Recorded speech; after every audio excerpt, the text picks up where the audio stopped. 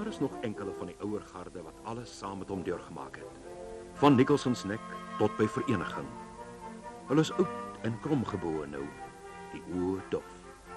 Maar sê net weer, Christian de Wet, en hulle kyk weer vuur omhoog, voel weer die Mauser in hulle hande praat, sien weer die forse man van staal.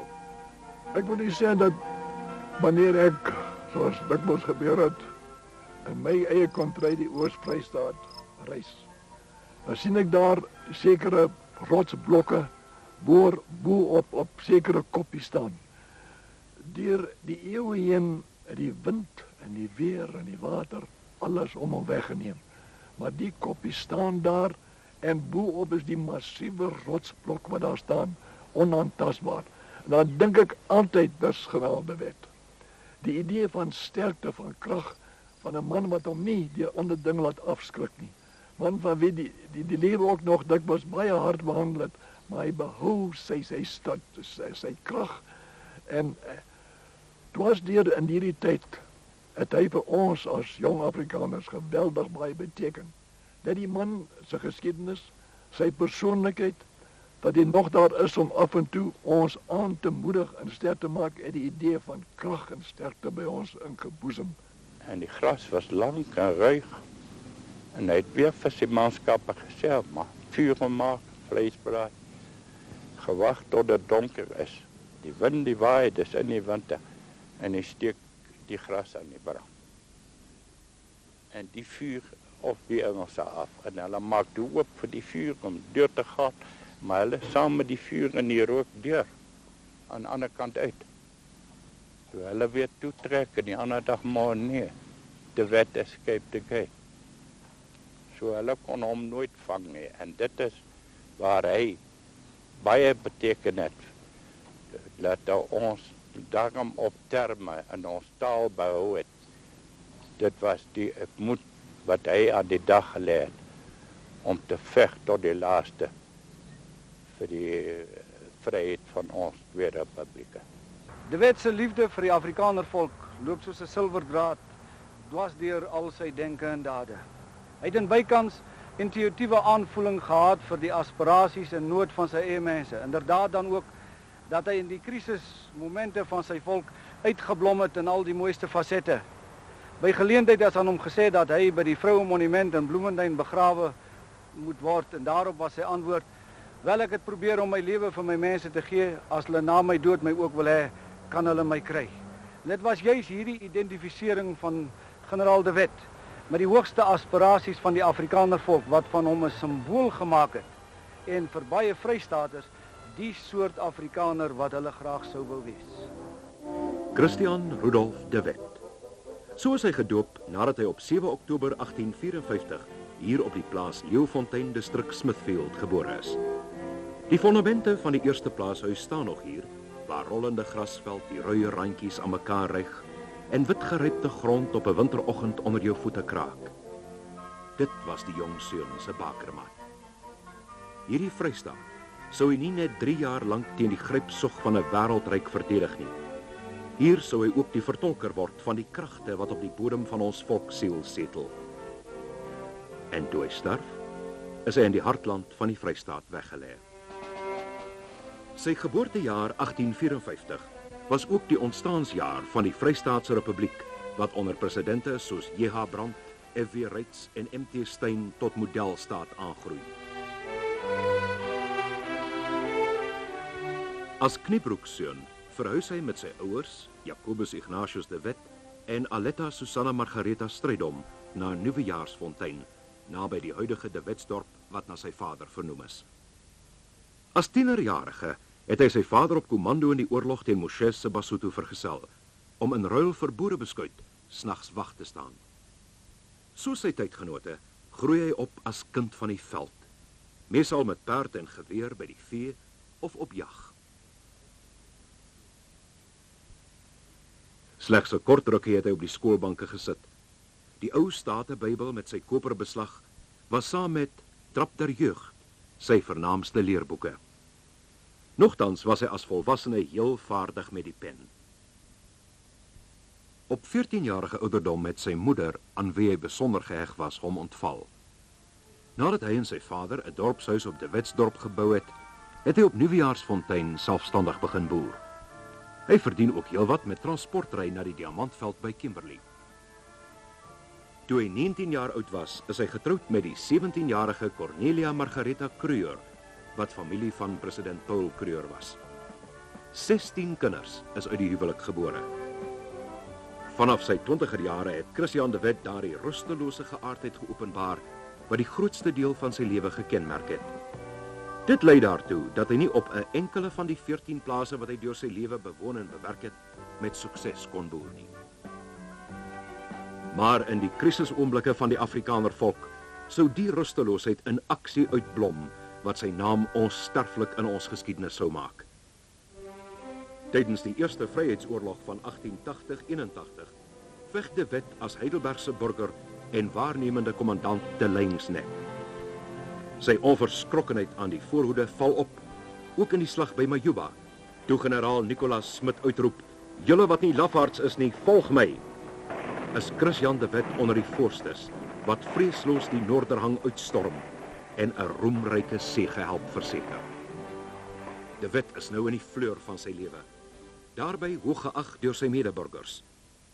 In 1889 word hy tot volksraadslid vir die wijk Bo-Modderrivier verkies, 'n wijk wat hy ononderbroke tot 1898 in die Vrystaatse Volksraad verteenwoordig. As volksraadslid het de Wet nooit groot hoogtes bereik nie. Trouwens, hy was nie 'n groot redenaar nie, doch hy het die vermoë gehad om sy standpunt en beginsels helder te stel en altyd dadelik tot die kern van 'n saak deur te dring. En nes president Steyn was hy 'n vurige ondersteuner van nouer vereniging met die Transvaalse Susterrepubliek, ten einde imperialistiese aggressie vir persoonlik deur Rhodes en Milner in Suid-Afrika teen te staan. Kort voor die oorlog het de Wet sy seun Kotie opdrag gegee om vir hom 'n perd te koop. Kotie het in Bethlehem distrik 'n voortreffelike wit Arabier bekom. De Wet het die naam Fleur aan die perd gegee en op ondeunde wyse teenoor sy seun opgemerk: "Hoe lyk dit of jy wil erf, Kotie?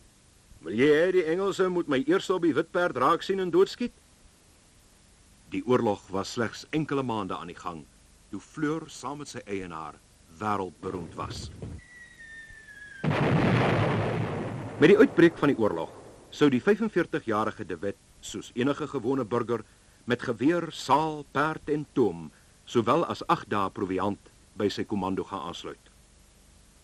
Hy is vergesel van sy 3 seuns, Kotie, Isak en Christian, wat dwars deur die oorlog deel van sy verkennerskorps en persoonlike leiwag uitgemaak het. Weens die ongesteldheid van kommandant Lucas Steenekamp is de Wet as waarnemende kommandant van die Heilbronse kommando aangewys. Digby Lady Smit te Nicholson's Nek sou hy op 30 November 1899 sy krygsvernuf toon, toe hy en 300 burgers onverskrokke die Britse troepe uit hul stellings verjaag en 800 krygsgevangene geneem het. Hierdie krygstok lei tot sy aanstelling as veggeneraal op die Wesfront, waar hy in generaal Koos de la Rey van Transvaal onmiddellik 'n geesgenoot vind. Anders as generaal Piet Cronje, wat 'n stellingoorlog wou voer, was de la Rey en de Wet voorstanders van 'n bewegingsoorlog, waarin die boer en sy perd meer beweeglik as die lompe voetvolkeenhede en swaar artillerie van die Britte sou wees. Cronje se weiering om de Wet en de la Rey gelyk te gee, het tot 'n groot ramp gelei te Paardeberg aan die Modderrivier. Hier het Lord Roberts met 'n mag van 100.000 troepe Cronje omsingel.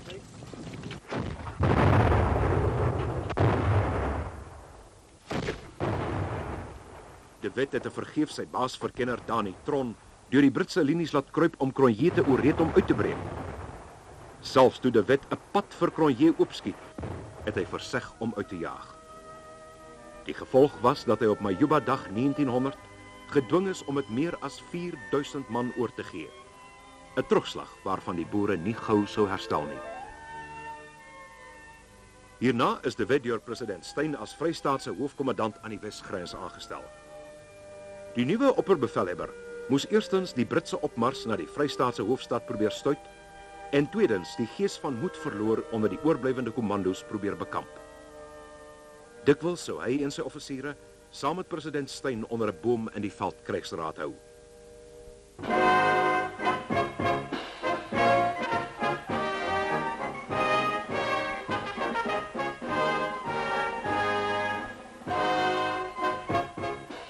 Na die Britse inname van Bloemfontein vroeg in Maart 1900, het De Wet die ongewone stap gedoen om sy kommandos 2 weke verlof te gee.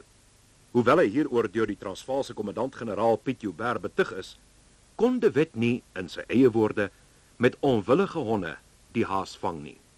En daar was inderdaad 'n nuwe gees en vasberadenheid onder die Vrystaaters vaardig toe hulle weer by die Sandrivier byeenkom. De Wet het geleidelik van die lompe waalaars ontslae begin raak en met snel bewegende parekommandos die Britse aanvoerders se lewe begin versuur. Terwyl generaal Louis Botha en de la Rey die Britse opmars na Pretoria sou teenstaan, sou die hele Vrystaat De Wet se slagveld word. Voortaan sou hy hom op verrassingsaanvalle toespits.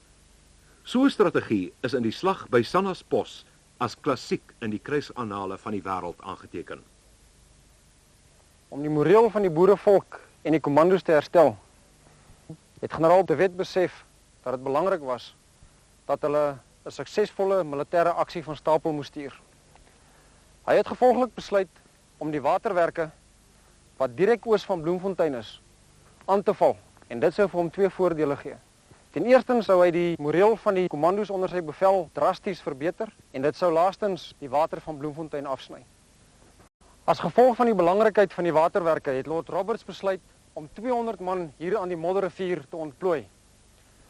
Hy het vervolgens 2 verbindingsposte gestig, die eerste by Boesmankop met 40 man en 200 man by Springfield om hierdie element hier te versterk indien dit nodig sou wees. Om hierdie teiken aan te val, het generaal De Wet sy 1500 man verdeel, waarvan die eerste gedeelte van 350 man onder sy eie bevel in die Koringspruitdrif stelling ingeneem het. Die res van sy kommando het aan die ooste kant van die Modderrivier in die algemene rigting van suid na noord stelling ingeneem.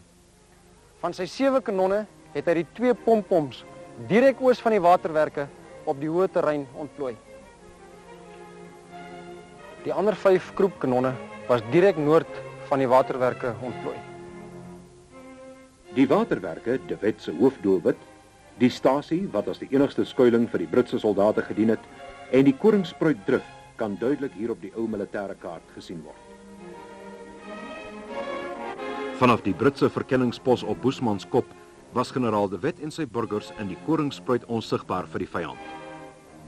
Deur die nag het versterkings by die waterwerke opgedaag, waarvan De Wet nie geweet het nie. Maar in plaas van om te vlug voor die oormag, sien De Wet 'n gulde geleentheid om die Britse soldate en hul geleide om die bos te lei. Toe die eerste kartetse by die waterwerke ontplof, het algehele chaos ontstaan onder die geleedere van die boere wat hulle aan die Engelse oorgegee het en hulle eskorte. Hulle het almal gepoog om hulle waans in die kortste tyd in te span en deur die drif na die veiligheid van Bloemfontein te kom. Die onmiddellike gevolg daarvan was dat daar 'n opeenhoping van waans by die drif plaasgevind het en dat hulle tot 400 meter diep aan die diskant van die drif opeengehoop het.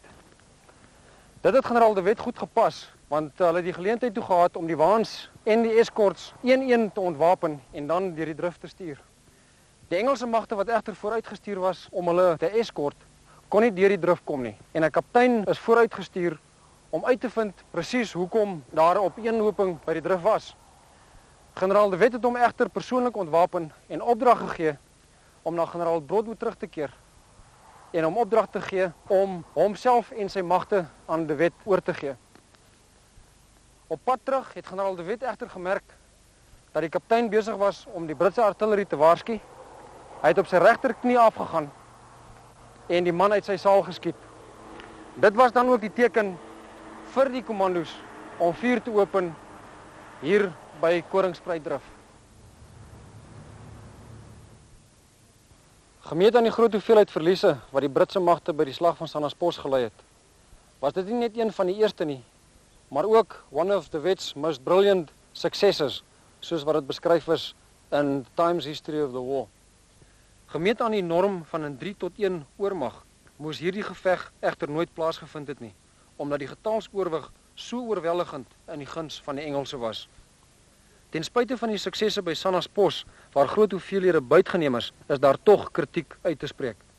Sy verkenners was glad nie bewus van die Britse magte wat die waterwerke die vorige nag versterk het nie. En hy was ook nie bewus van die bewegings van generaal Olivier se 5000 man wat hierdie mag agtervolg het nie. Die geveg by die waterwerke is nie met artillerievuur geopen soos beplan nie en die kommandos ten ooste van die Modderrivier het nagelaat om die suksesse by die waterwerke uit te buit. Na Sannaspos sou Mosterdhoek, Smithfield en Jammerberg drif volg. Hoewel de Wet dikwels met 'n oormag van 15-1 te kampe gehad het hy die Britse verbindingslinies meedoenloos ontwrig. Sy oogmerk daarmee was om die oorlog so lank as moontlik uit te rek, waardeur Brittanje oorlogmoeg sou word, of deur die tussentrede van simpatieke Europese moondhede tot 'n skikking gedwing sou word.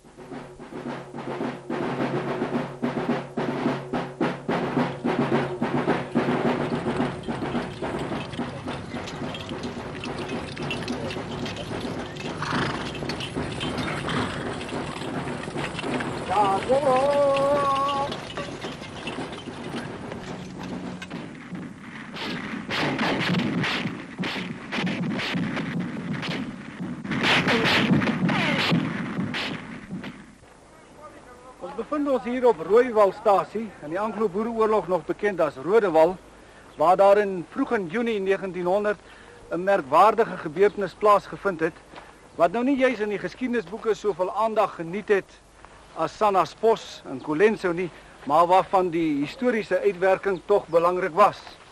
Hier aan my regterhand kan 'n mens nog van die laaste uiterlike oorblyfsels van die veldslag sien waar Britse soldate wat hier gesneuwel het begrawe lê. Na die inname van Bloemfontein het Lord Roberts se kolonnes al met die spoorlyn noordwaarts opgerig in die rigting van Transvaal.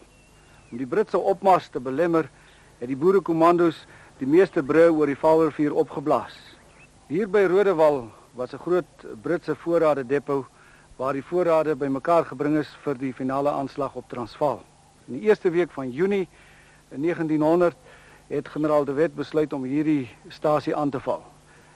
Om die Britte se aandag af te lei, trouwens versterkings wat hierheen ontbied sou kon word te keer, het hy kommandant Steenkamp Evans noord gestuur na 'n verdere Britse kamp en in die rigting van Vredefortstasie ook vir generaal Vroneman.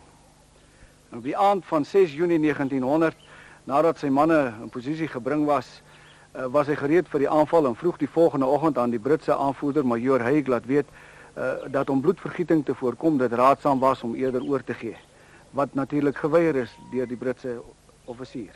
Die boere moes natuurlik oor 'n oop terrein sonder enige dekking 1500 meter ver die stasie bekruip.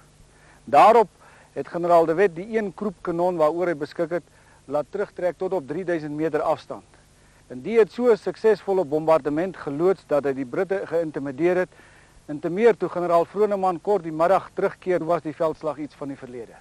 Aan Britse kant was daar 150 dooies en gewondes en ongeveer 700 is gevange geneem deur de Wet, wat slegs met 80 man die aanval geloods het. De Wet het die burgers toegelaat om soveel van die voorrade wat hier was te neem. Hy het selfs die krygsgevangenes toegelaat om soveel as wat hulle saam kon dra te neem. De Wet het die oorblywende voorrade hier in 15 groot hoope bymekaar laat maak. 15 vrywilligers gevra om dit aan die brand te steek. Hulle het inderhaas gejaag tot by die hoofmag van die boere wat op 1500 meter hier vandaan af 'n ongelooflike toneel aanskou het. Sekerlik die duurste, die grootste vuurwerkvertoning wat Afrika nog ooit geken het. Want hier, oor hierdie spoor, het daar gelê 2000 possakke, honderde bale klerasie, kiste met ammunisie, met lekkernye. Ooggetuies vertel dat die vlammetonge wat na die hemel gereik het, kilometers ver op die Vrystaatse grasveld sigbaar was. Verder, dat so ver soos die boere gery het, jy kon sjokolade en champagne optel soos hulle van die buit verloor het. Hier op die stasie het van die spoorlyne krom getrek as gevolg van die geweldige hitte, terwyl lood op die dakke gesmelt het en aan die grond geloop het. En dit is 'n veldslag hierdie, wat nou nie in terme van die getal dooies en gewondes en die strategiese betekenis belangrik was nie, maar wat belangrik was in die sin dat waar Lord Roberts pas 10 dae tevore op 28 Mei 1900 die Vrystaat geannexeer het as 'n Britse kolonie, waarmee hy te kenne wou gee dat die Vrystaat nou oorwin was, dat de Wet hier kom en die grootste voorraadopslagdepot vernietig, soveel Britte gevange neem.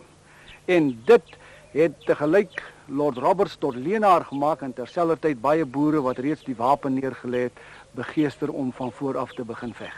Al wat de Wet by Rooiwal vir homself geneem het, was 'n rybroek waarin hy vir die res van die oorlog geklee was. Die uitwerking van die slag by Rooiwal was egter dat al Lord Roberts se aandag voortaan op de Wet toegespit sou word. Die keur van die Britse generaals soos Lord Kitchener, generaals Broadwood en Knox en uitsoektroepe is nou teen de Wet ingespan. President Steyn was nou pal by de Wet se kommando. Hierdie leier moes nie in Britse hande val nie, want daarmee sou die boere se moreel die nekslag kry. En sou hy by geleentheid hom met die sambok dreig, toe hy sy skuilplek verlaat het om op die Britte te skiet. Generaal de Wet en sy sambok was onafskeidelik en wee hom wat nie sy bevele gehoorsaam het nie. Die burgers het altyd gesê, die Vrystaat het nie 'n kruisraad nie. Hulle kruisraad is de Wet en sy sambok. Op 'n keer toe 'n verkenner sy stellings te vroeg verlaat het, het generaal de Wet hom ernstig berispe en hom bygedam met sy sambok, waarop hy hom gesê het, dis nie ek, de Wet wat jou slaan nie, dis die Wet. Nadat de Wet in Julie 1900 die Britse vangnet in die brandwaterkom ontwyk het Britse leerbevel alles in die werk gestel om hom en Steyn in die pan te lok. So begin die eerste dryfjag. Vanaf Lindley het 'n Britse kolonie van 50.000 troepe uit alle oorde op hom toegesak in 'n poging om hom teen die Vaalrivier vas te keer. Hier naby Wollitorskop, 10 km wes van Hartbeespoortdam, het een van generaal de Wet se beroemdste ontsnappingsplaas gevind. Dit was Augustus 1900 en hy was met 246 ruiters op pad terug Vrystaat toe nadat generaal Prinsloo daar met 4.500 man oorgegee het. En de Wet wou die Vrystaat gaan reorganiseer. Toe vang hy 'n Britse verkenner hierso en die het toe die ontstellende nuus vir hom dat hy eintlik in 'n half maand teen die Magaliesberg vasgekeer is. Want hier by Wollitorskop was brigadier-generaal Ridley met berede infanterie. Agter hom was Lord Kitchener met 'n groot mag op pad vanuit Rustenburg en in 'n half maand was hier Britse kolonnes gewees wat de Wet vasgekeer het teen die Magaliesberg. Hy vra toe 'n swart man hierso reg dwars voor ons, kan 'n mens daar oor? Die swart man sê toe, nee baas, jy kan nie. Hy sê, maar het daar al mense daar oor gegaan? Ja baas, van my lewe, vertel die swart man. Gaan daar Bobbejane oor, vra de Wet. Ja, Bobbejane, maar nie die mense nie. Vertel de Wet vir sy burgers, ruk op, want waar Bobbejane oor kan gaan, daar kan ons ook, daar moet ons. Hy het toe sy burgers te perd hier in hierdie kloofie ingeneem, wat gevorm word deur die losstaande heuwel aan die regterkant en die Magaliesberg aan die linkerkant. En die kloofie het eintlik de Wet se bewegings versluier vir die Britse afdelings rondom hom. Hulle is toe in die suidwes kloofie in en toe met die klim teen die berg uit moes hulle die perde lei. Nogal baie gesukkel om tot bo te kom, want op een plek is daar 'n dolomietplaat waar die burgers so onder die perde ingegly het. En uiteindelik het hulle bo gekom sonder dat die Engelse op hulle geskiet het. Dit was reeds donker toe die burgers hier aan die suidekant van die berg afgegly het, want dit is baie steil daarso. En hulle het die tooms en die halterriem aan mekaar vasgebind, terwyl een burger die perd van agter stoot, het die voorste burger die riem gevat en laat loop teen die berg af. En dit was reeds laat die aand toe die burgers op remhoogte afgesaal het. Ek wil 2 punte uitlig waarom generaal de Wet hier sukses behaal het. Die een is, hy het gesê, in enige groot werk is die eerste vereiste, dit moet. En toe hy vasgekeer was, toe moes dit, hy moes oor die berg kom. En die ander, sy kort gebed om sy geloof te illustreer, God maak my getrou tot die dood, amen. En hy het gevoel dat as hy gevange geneem word, sou die oorlog vir die Vrystaaters ten minste beëindig gewees het. Hierdie vindingrykheid het van de Wet 'n legendariese figuur gemaak wat selfs in Britse koerante geroem en vereer is. So skryf 'n Britse joernalis op 22 Desember 1900. Generaal de Wet het ons magte weer ontglip. Hy verskyn en verdwyn soos 'n skim. Hy is die interessantste persoon in die hele oorlog, 'n gewone boer, maar die man wat die hele Britse leer in bedwang hou. Hy besit geen militêre kennis nie. Hy is die grootste guerrilla-aanvoerder wat die wêreld nog geken het. En as hy krygsskole in die hoofstede van Europa wou open, sou die meeste generaals in die wêreld sy leerlinge word. Na die tog oor Magaliesberg is De Wet opnuut terug na die Vrystaat, waar die boeremagte hergroepeer is ten einde die mobiele dryf nog doeltreffender te voer. Met behulp van boerehelde soos Dani Tron en Gideon Skeepers is treinbrûe die lug ingeskiet, spoorlyne vernietig en treine tot stilstand gedwing. De Wet was ook algemeen bekend onder die Engelse as die een wat hom veral aan spoorweë en telegraafdrade vergryp het. Hy skryf in sy bekende oorlogsboek soos volg: Dit was vir my bitter om 'n treinspoor te sien en dit nie te beskadig nie, want dit was my leuse om nooit 'n spoor oor te steek sonder om die vyand se verbindings skade aan te doen nie. Ten einde die druk op die Vrystaaters te verlig, probeer De Wet die Kaapkolonie binneval. Genadeloos word hy in 'n tweede dryfjag deur generaal Knox agtervolg en teen die vol Oranje rivier vasgedruk. By Sprinkaans Nek breek hy egter weer op wonderbaarlike wyse deur die Britse kordon en keer na die Vrystaat terug. Vroeg in 1901 val hy in 'n epiese tog inderdaad die Kaapkolonie binne. In Brittanje is luidkeels gespog dat De Wet en Steyn hierdie keer uiteindelik gevang sou word. Maar weer eens ontwyk hy die net en keer na die Vrystaat terug. Terwyl De Wet en De la Rey groot sukses met guerrilla-taktiek behaal het, kon generaal Louis Botha in Transvaal steeds groter veldslae lewer. Daar is nogtans gereeld oorleg gepleeg, hoewel De Wet en Steyn die mislukte vredesonderhandelinge van Mei 1901 tussen die Britte en Transvaalers se muur verwerp het. Intussen het die Britse leerbevel daartoe oorgegaan om deur 'n beleid van verskroeide aarde die boere op hul knieë te dwing. 30.000 plaaswonings is afgebrand, die veestapel weggevoer en vakant gemaak, terwyl vroue en kinders in konsentrasiekampe byeengebring en krygsgevangenes in ballingskap weggevoer is.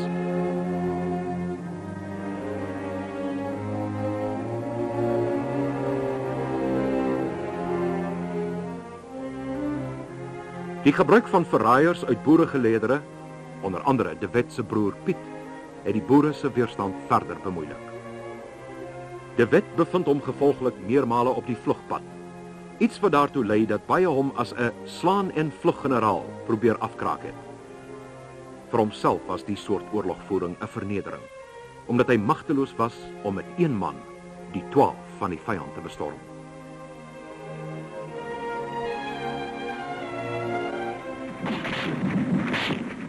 Op 'n keer, toe generaal De Wet na baie goeie by was, het sy verkenners van hom gevra of hulle nie 'n blokhuis kan stormloop nie. Hy het hom vermaan om baie versigtig te wees. Met Barry Rigter aan die voorpunt toe op 'n blokhuis afgejaag, tot teenaan stelling ingeneem, sodat die tommies van bo uit die skietgate nie vir hulle kon skiet nie. Was alanda die dreigemente gewees van die boere van onder, maar uiteindelik, toe die tommies nie wou ingee nie, het Barry Rigter geskreeu: "If you don't give up, we'll dynamite this place."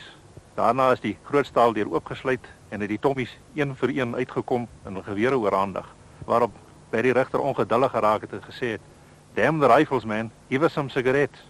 Hulle het hier blokhuise gebou, drade gespan om hom vas te keer, maar hy het hom nooit kon vang nie. Hy het hom eenmaal hier, ek dink is in Wissieshoek, vasgekeer tussen die berge. Toe sê hulle, nou ja, môreoggend het ons hom. En hy het vir sy manskappe gesê, ja, steek maar vuur aan en braai vleis. En tot dit donker is. Toe het daar was ook 'n Afrikaner beeste gewees. Wilde goed. Het hy vir sy manskappe gesê, kom, ons vat al die beeste en ons jaag op die Engelse af. Die beeste gejaag en onder swepe gesteek het op die Engelse af. En hulle maak toe oop vir die beeste om deur te gaan. En hulle saam met die beeste deur. Toe die beeste deur is, toe trek hulle weer toe. Sê, wel, ons om nou môreoggend. Die ander dag môre, toe hulle wakker word, nee, daar is niks. De Wet escaped again. Met verbasende vindingrykheid is teenvoeters gevind wat die plan ook laat misluk het. Spotprenttekenaars in die buiteland het heerlik gespot met hierdie nuwe komando van De Wet. Waar's de Wet? Daar's de Wet.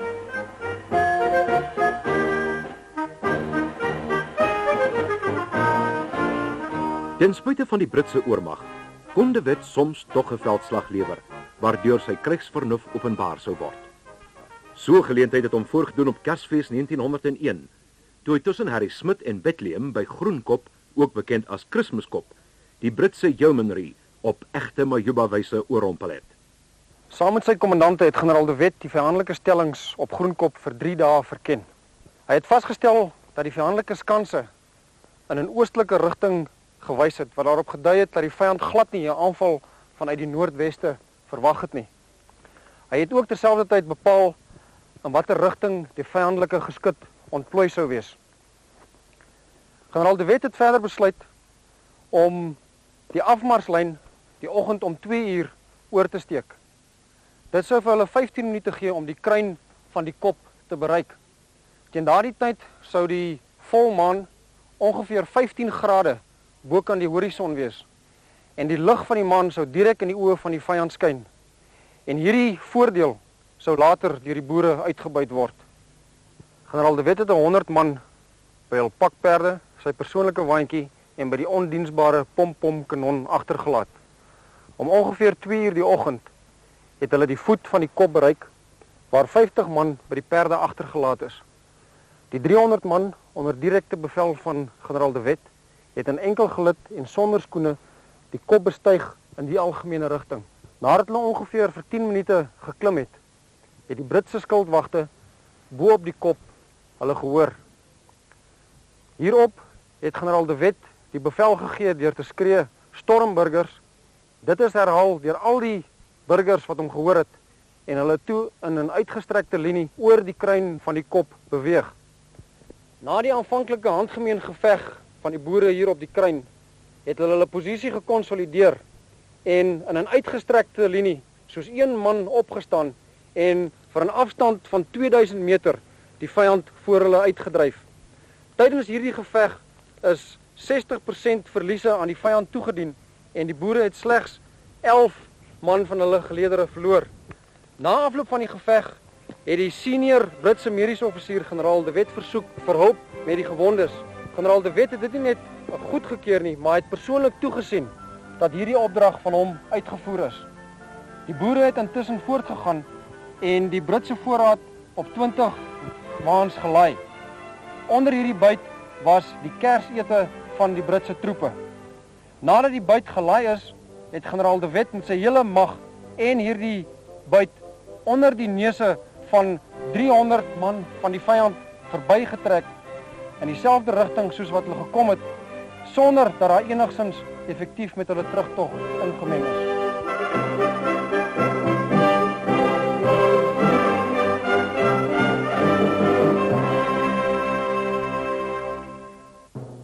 Maar Groenkop was de Wet se laaste slagveld sukses.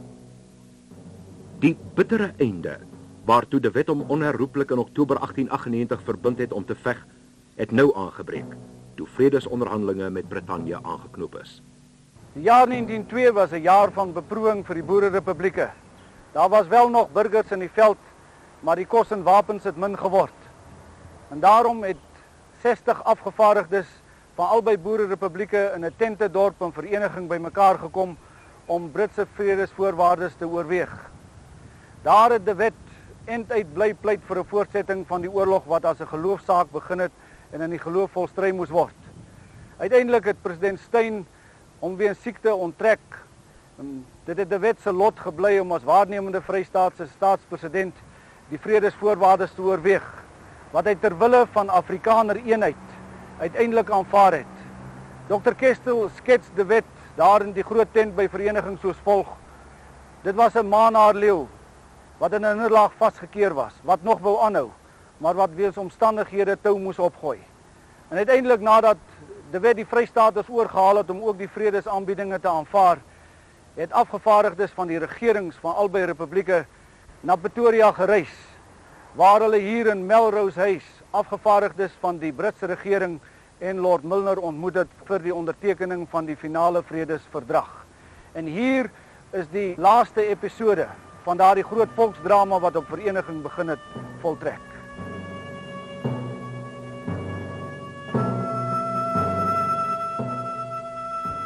In 'n atmosfeer swanger aan emosie na 'n vergeefse vryheidsstryd, waarin die somberheid van die oomblik verhewig is deur die statige, donker, swaar meubels in die eetkamer van Melrose Huis in Pretoria, het die Republikeinse en Britse afgevaardigdes om hierdie tafel byeengekom vir die ondertekening van die finale vredesverdrag. In hierdie stoel het Lord Milner gesit langs hom Lord Kitchener, aan Milner se linkerkant die Transvaalse afvaardiging en hier aan Kitchener se regterhand die Vrystaatse afvaardiging onder leiding van waarnemende staatspresident C.R. de Wet. Om 11:05, daardie droewige winternag van 31 Mei 1902, het generaal Schalkburger, waarnemende Transvaalse staatspresident, heel eerste die vredesverdrag geteken, na hom al die ander lede van die Transvaalse afvaardiging, waarna die dokument hier oorgeskuif is na de Wet. Per abuis is die pen waarmee dit geteken moes word nie saamgegee nie, waarop de Wet pittig soos altyd in sulke oomblikke opgemerk het: "Gee ook vir my die pen aan waarmee ek die graf van my volk se vryheid moet help grawe." Daarna het die res van die Vrystaatse afvaardiging geteken, toe ook Lord Milner en Lord Kitchener, waarop Lord Kitchener opgestaan en gesê het: "We are all now friends." De Wet het sy stoel agteruit geskuif, 'n oomblik na sy mede-afgevaardigdes gekyk en toe uitgestap in die donker wintersnag van Pretoria. Hierna was dit de Wet se pynlike taak om onder Britse geleiding die verskillende kommandos en konsentrasiekampe te besoek, waar hy die bittereinders opdrag moes gee om die wapens neer te lê. By een geleentheid is sy gemoed so vol dat hy moet swyg. Al wat hy na 'n rukkie kan sê is: "Lê julle wapens neer en laat ons saam die donker toekoms ingaan." Terwyl lauwarm trane oor sy wange loop, gee hy eenkant toe pad en gaan sit op 'n muurshoop met sy hoof in sy hande. By Brandfort se konsentrasiekamp wou die vroue 'n ereboog as verwelkoming vir de Wet oprig. Toe die eerste kampkommandant hiervan hoor, bied hy materiaal vir 2 ereboë aan, omdat de Wet dit oor en oor werd was. Hierna het de Wet sy gesin na sy verwoeste plaas naby Koppies weggebring, waar hulle alleen in die Vrystaatse winterkoue in 'n tent moes agterbly, terwyl hy saam met generaals Botha en De la Rey aan boord van die skip Saxon na Europa vertrek het, om fondse vir noodleniging van die verarmde oorlogsweduwees en wese in te samel. So word die oorlogsheld in vredestyd 'n bedelaar vir sy volk. Aan boord van die Saxon skryf hy, wat ongeoefen in die skryfkuns was, sy bekende oorlogsherinneringe. Een van die merkwaardigste, eintlik mees klassieke herinneringe van die Anglo-Boereoorlog is die werk van generaal Christian de Wet, de stryd tussen boer en Brit. Die oorlogsherinneringe was in Nederland in so aan aanvraag dat die publiek nie bereid was om vir die gebonde boeke te wag nie. Toe is dit eers in hierdie los seksies gedruk en 'n sagte omslag gegee en sommer by die drukkery is dit so verkoop. Daarna is dit in hierdie sagte band gebind en verkoop, om uiteindelik dan in 'n harde band uitgawe te verskyn. Feitelik onmiddellik hierna is die boek in Engels vertaal, The 3 Years War, wat ook in Amerika uitgegee is, in dieselfde formaat, en dit het ook in verskeie ander Europese tale vertaal, soos ons hier het, die Franse uitgawe, die Duitse uitgawe, Der Kampf tussen Boer en Brite, en uiteindelik ook baie later in Suid-Afrika, in ons eie Afrikaans, die stryd tussen Boer en Brit. Daar is natuurlik nog ander uitgawes, wat ook in Tsjechies en Pools uitgegee is, maar waarvan ons ongelukkig nie in Suid-Afrika eksemplare het nie. Toe die Saxon by Southampton vasmeer, is 'n vlootoefening daar naby aan die gang. Maar die mense drom in duisendtalle saam om die boeregeneraals te sien. De Wet se verskyning word met oorverdowende gejuig begroet. Hy wys beleefde uitnodiging van die hand om die Britse vloot te besigtig. Hy wil geen eer betoon aan die vloot wat bygedra het tot die onderwerping van sy volk nie. Tydens 'n diner by Buckingham Paleis wys die generaals ook die aanbod van 'n ridderskap van die hand. Die bedeltog word op die vasteland voortgesit in Nederland, België, Frankryk en Duitsland. Oral verdring mense mekaar om die generaals, veral de Wet, te sien. In die Domkerk van Amsterdam woon hulle 'n kerkdiens saam met die banneling president Kruger by. 'n Beeld van hom deur Mendes da Costa word in Nederland opgerig. 'n Ander in Duitsland. Bewonderaars skenk hom 'n swaard en leergebonde Statebybel. De Wet vertrek voor die ander twee generaals huis toe om uit die puin 'n nuwe lewe op te bou, terwyl sy gemoed nog rou is na die verlies van die vryheid. Ons staan hier op die plaas Rooipoort waar generaal De Wet sedert 1896 gewoon het. Reg agter ons is die oorspronklike woonhuis wat na die Anglo-Boereoorlog deur De Wet uit die puin herbou is. Die Britse magte het tydens die oorlog die huis, die buitegeboue verwoes, die boorde afgekap, die oorspronklike plaas wat 3000 hektaar groot was, al sy omheinings verwyder, De Wet se veestapel weggevoer, sodat toe hy terugkeer na die oorlog, hier net inderdaad die dam was van al sy handewerk wat behoue gebly het, en van sy diere het hy net sy trouery per vleer oorgehad. Op hierdie stoep het De Wet dikwels interessante besoekers gehad en gesprekke met hulle gevoer.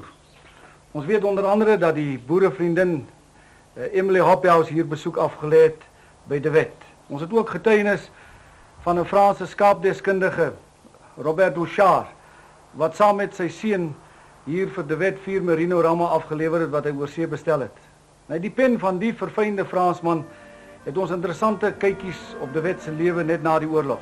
Onder andere dat die voedsel maar skaars was, dat die meublement maar karig was, maar dat De Wet se gees onvermurfbaar gebly het. Ons het ook die pragtige verhaal wat hy vertel van hoe dat De Wet soggens 4 uur opgestaan het en nadat hy koffie gedrink het, teen die randjie hier agter die huis uitgestap het. En een oggend het die Fransman hom gevolg om te kyk wat hy daar gaan doen.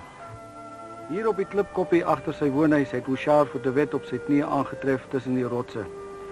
Roerloos, met 'n reguit rug, soos 'n ridder van ouds. En die Fransman vertel dat hy nog nooit iemand so hartstogtelik sien bid het nie. Toe die kragdadige verset teen Milner se denasionaliseringsplanne met die Afrikanerdom vorm aanneem, is De Wet een van die leiers wat die Brandfort-kongres in 1904 reël. Saam met Abraham Fischer en generaal J.B.M. Hertzog word hy hierna stigter van die Oranje Unie, wat nie net die stryd om selfregering aanknoop nie, maar mettertyd Republikeinse Afrikaners en gematigde Engelssprekendes in een party saamsnoer.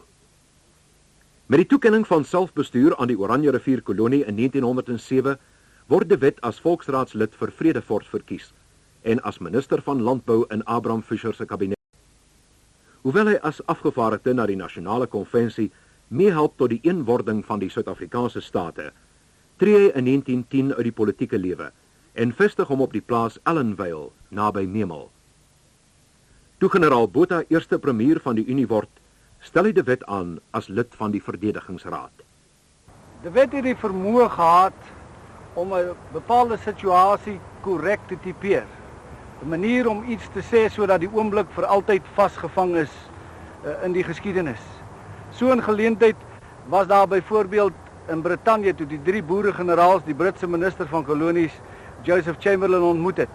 Tydens die onderhoud het meneer Chamberlain herhaaldelik na die 3 boeregeneraals verwys as Mr. Botha, Mr. Delarey en Mr. De Wet. En toe De Wet die eerste keer aan die beurt kom, het hy met onoortreffelike pittigheid vir Chamberlain aangespreek as General Chamberlain. En daarna het Chamberlain die wenk gekry en onmiddellik in sy eerste sin daarna die generaals op hulle range aangespreek.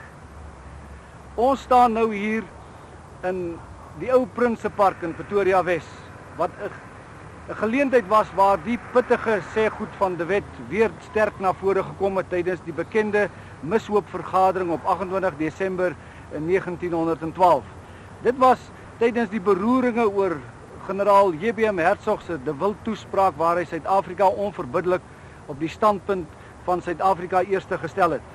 En die politieke beroeringe wat daarna gevolg het, het mense vir en teen Hertzog kant gekies en vergaderings is dwars oor die land gehou waar mense hulle ten gunste van Hertzog uitgespreek het. Hier in Prinsepark was uiteraard geen platform beskikbaar vir die sprekers nie. En De Wet moes 'n hoop verrotte gras en blare wat as bemesting in die tuin gebruik is as platform gebruik.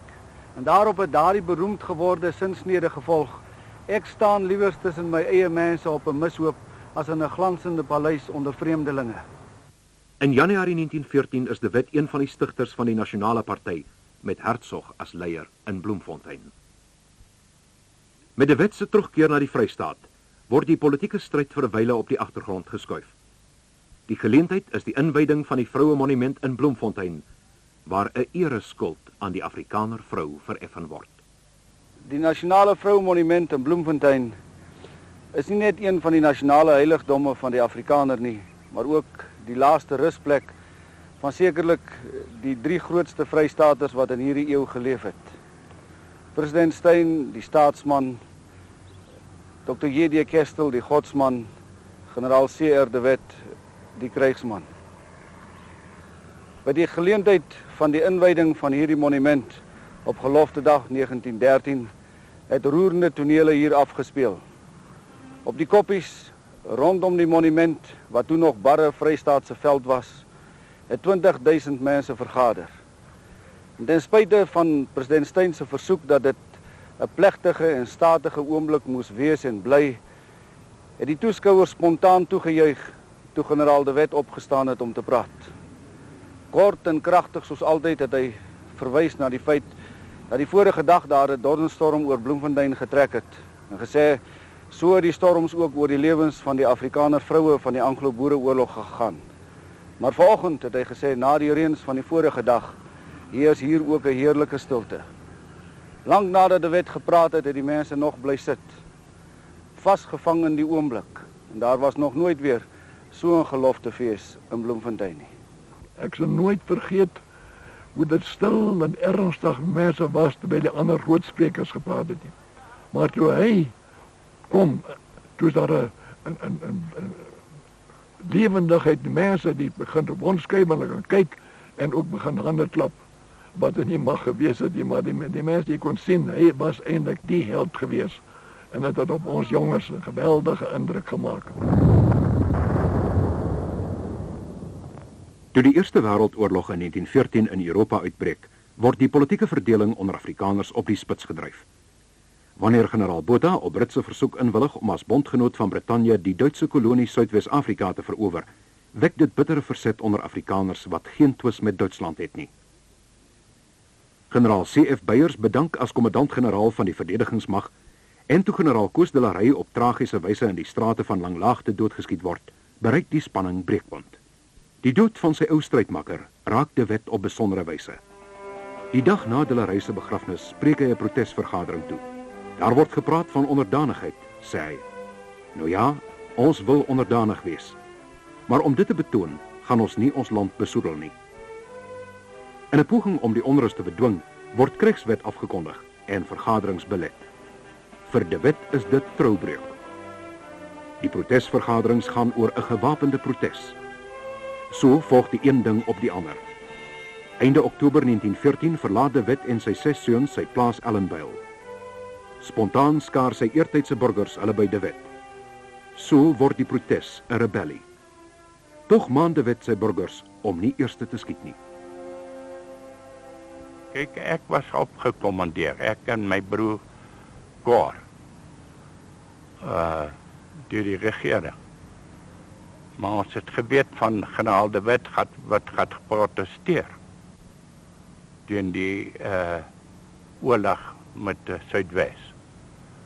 Toe het ons na generaal De Wet gegaan en by hom aangesluit. De Wet beweeg suidwaarts om president Steyn te raadpleeg oor wat hulle te doen staan, maar word by Doornberg deur 'n regeringsmag voorgekeer, waar op 'n Sondagmôre De Wet se veelbelovende seun Dani saam met 9 ander protesterende sneubel. By die graf voer hy self die lijkrede. 'n Lang ruk swyg hy. Toe kyk hy op en sê: "Dit is die eerste offer. Ons moet nou deurgaan. End uit." Ons het die môre middag op Waterbury gekom, kyk, dis 'n dorre wêreld. En daar was toe water in 'n plaas. Ons generaal de Wet, kon die man seker. En ons is toe daar was 'n klein rebellenkommandetje ook, kommandant Neser, met 20 man. Toe het ons daar, en toe vra die man van die plaas of hy kan teruggaan en die perde wat ons agtergelaat het vir hom vat en so. So ja. Maar ek dink hy het verraad gespeel. Hy het die regeringstroepe gehad sê dat ons daar is. Want die aand, toe sê ons generaal de Wet, dit was Arm Oost of ons nie maar vannacht 'n bietjie sal wegtrek hier. Sê nie, is alles veilig en ons moeg en nie water, dat ons nou maar vannacht hier oorbly. En die môre dagbreek, toe het ons omsingel. Dit was majoor Jordani van Ermelo wat ons gevang het. Toe het generaal de Wet afgeklim en toe kom Jordani om toe sê hy, generaal, gee jy oor? Toe sê hy, ja, as ek nie so oorgee, so ek met my pistool aan my hand loop soos jy.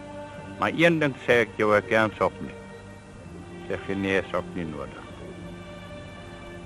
En toe het hulle 2 dae so onder 'n boom gaan sit en gesels. Toe sê het Jordan van generaal, dis vir my snaaks dat jy dit so kalm vat. Toe sê hy, ek is een ding bly, dis nie 'n Engelsman wat my vang. Dis 'n Afrikaner. Maar toe trek hy so 'n streep op die grond, toe sê hy, die Here het gesê tot hier toe en nie verder. En ek berus in sy wil. De Wet word per trein na Johannesburg vervoer. Na liggaam is hy 'n gevangene, maar sy onwrikbare gees is so vry soos altyd. In die fort word hy alleen opgesluit. Elke aand hou hy godsdiens en dan sing hy sy aandgesang. Eers na 7 maande staan hy in Bloemfontein tereg voor 'n spesiale hof op aanklag van hoogverraad. Hy pleit onskuldig op die klag, maar voeg by dat hy skuldig aan oproer was. Die 3 regters vonnis hom tot 6 jaar tronkstraf en 'n boete van R4000. 4 kyk de Wet die regters aan toe die vonnis geval word. Is that all? Sê hy op Engels. Daarmee wil hy te kenne gee dat dit die uitspraak van 'n hof is wat vreemd staan teenoor sy Afrikaner siel. En ek het die hele hofsaak bygewoon in Bloemfontein, toe hy voorgewees het.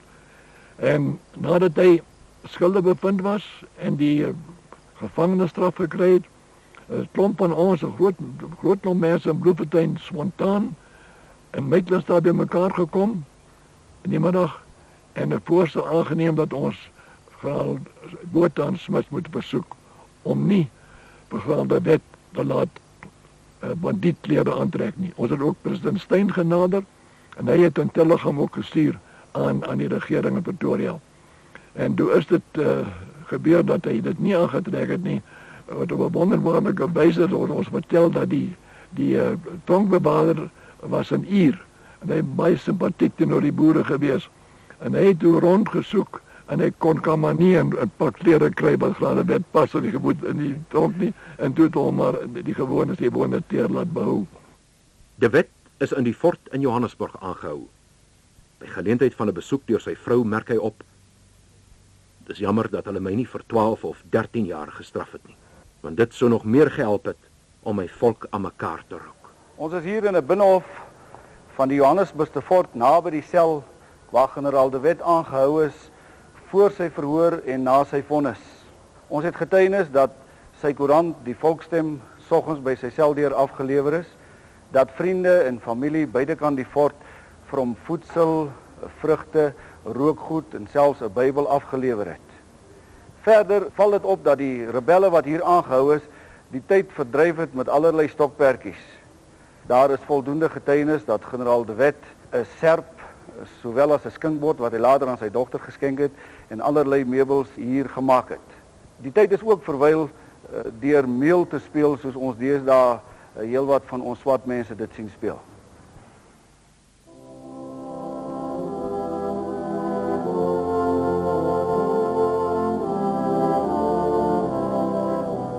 Dit moes vernederend en tegelijk uiters sielsbroegend gewees het vir 'n man soos De Wet om soveel maande van sy lewe agter seldeure in tralies deur te bring. Hier was 'n man vir wie se vrye gees die uitgestrekte grasvlaktes van die Vrystaat en die Transvaal te klein was tydens die Anglo-Boereoorlog. En daardie vure gees is nou ingekamp tussen 4 mure.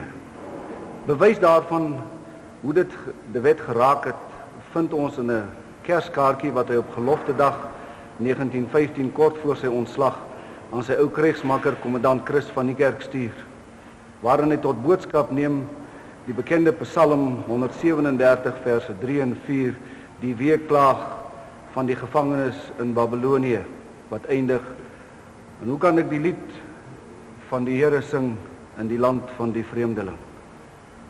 Tog bly hy vir die mense daar buite steeds ons generaal.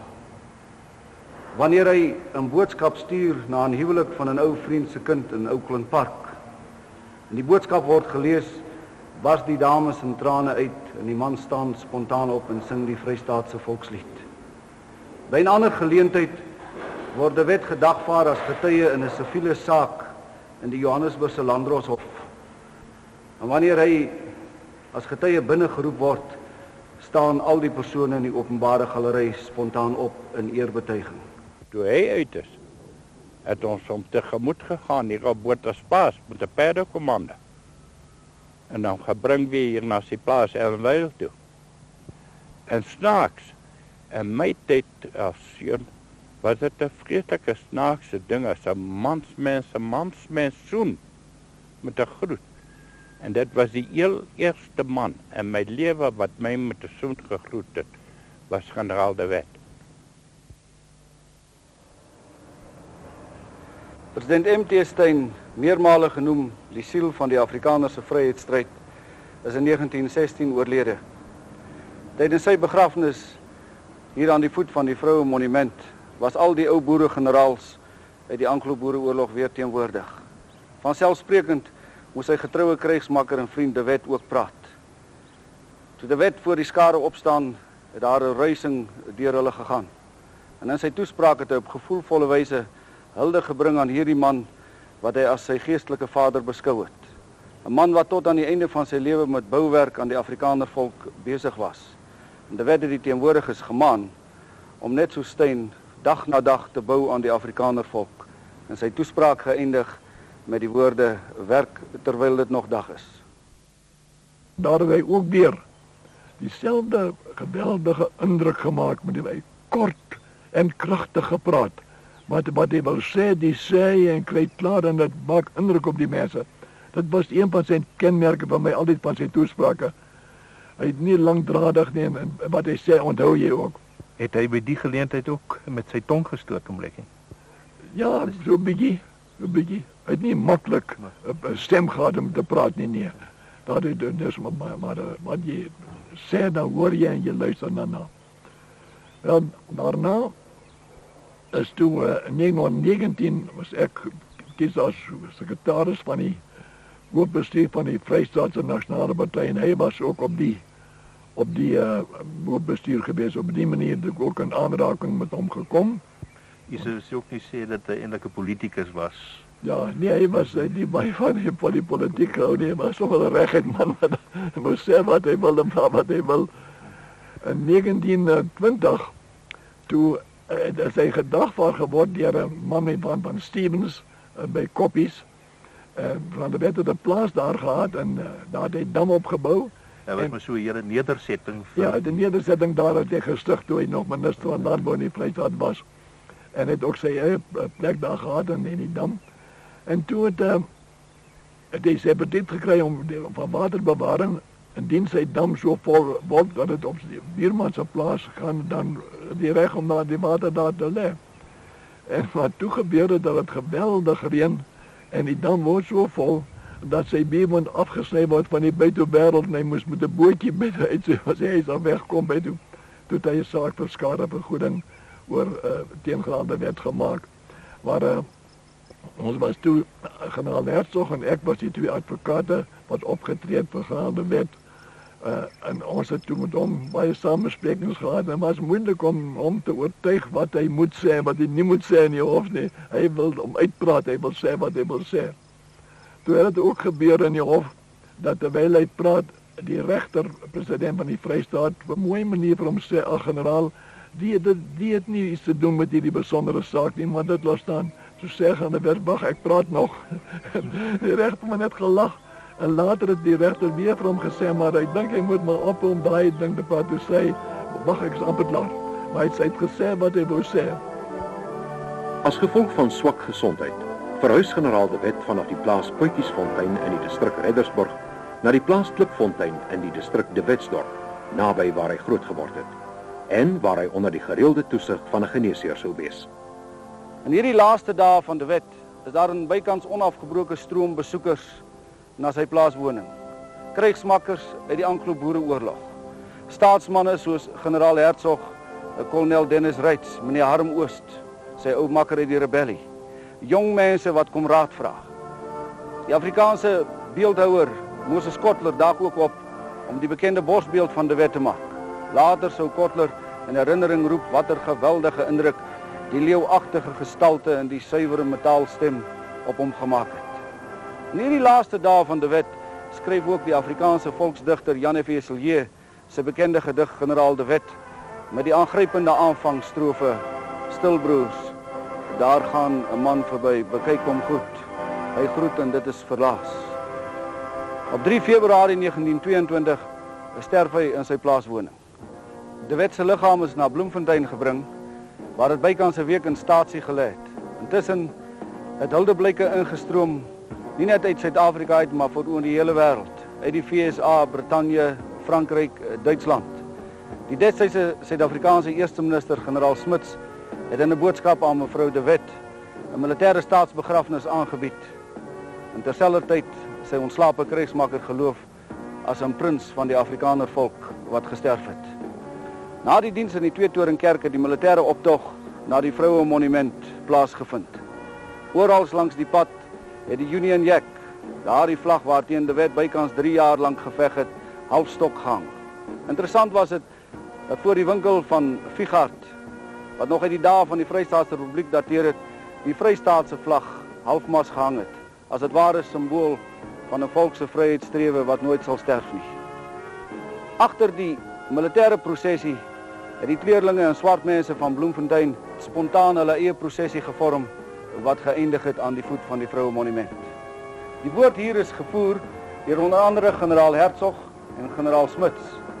Maar treffendste van almal is al die boodskappe saamgevat in die woorde van Dominee P. van Heerden, die moderator van die Vrystaatse NG Kerk, toe hy gesê het: hierdie man De Wet se persoonlikheid was veel groter as sy dade. Terwyl die geelhoutkus in die graf weggesink het, het 6 Vrystaatse dogters in spierwit klere drag die Vrystaatse vlag oor sy graf gegooi. En daarna het die aanwesiges, al 10.000 van hulle, nog minute lank gedraal, asof hulle nie finaal wou afskeid neem van De Wet nie. Soos iemand opgemerk het, hier rondom sy graf sal die gees van die vryheid vir altyd zweef. Skrywe sy naam in jou hart as 'n man, hartvol van liefde vir volk en vir land. Wil in diamante dit sit, want daardie naam is 'n talismansteen, sleutel tot toegang tot volkshart wat wen. Christian Rudolf De Wet.